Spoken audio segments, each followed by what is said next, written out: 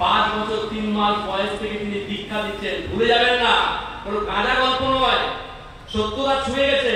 পৃথিবীর প্রত্যেকটা সাবজেক্টের ইতিহাস হয়, ইতিহাসের ইতিহাস, ভাষার ইতিহাস, সাহিত্যের ইতিহাস, দর্শনের ইতিহাস, বিজ্ঞানের ইতিহাস, ইচ এন্ড এভরি সাবজেক্ট, প্রত্যেকটি সাবজেক্টের ইতিহাস হয়।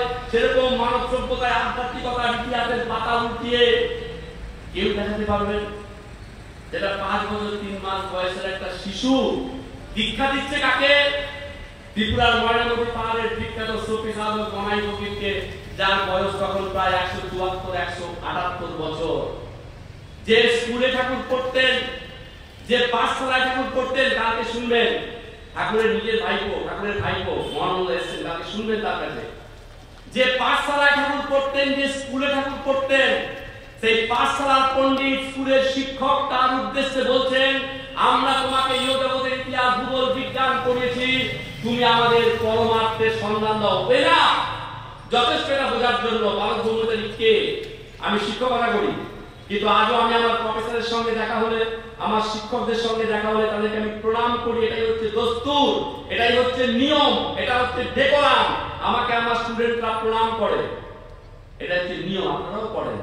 But the contrary happened in his life. ঠাকুরের ক্ষেত্রে কিন্তু তা ঘটেনি।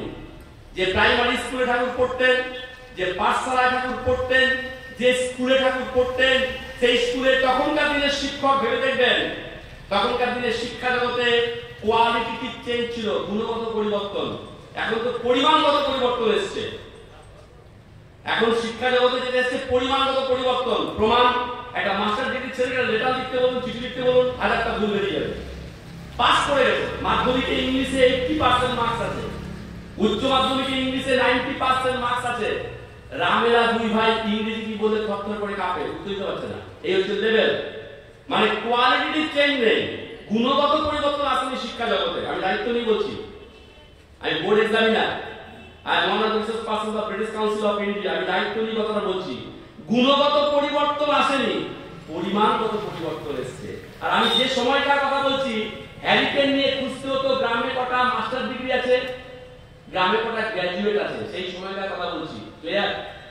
সেই তখনকার দিনের পাঠশালার পণ্ডিত, স্কুলের শিক্ষক তার উদ্দেশ্যে বলছেন, আমরা তোমাকে জগতের ইতিহাস, ভূগোল, বিজ্ঞান পড়িয়েছি, তুমি আমাদের পরমার্থের সন্ধান দাও।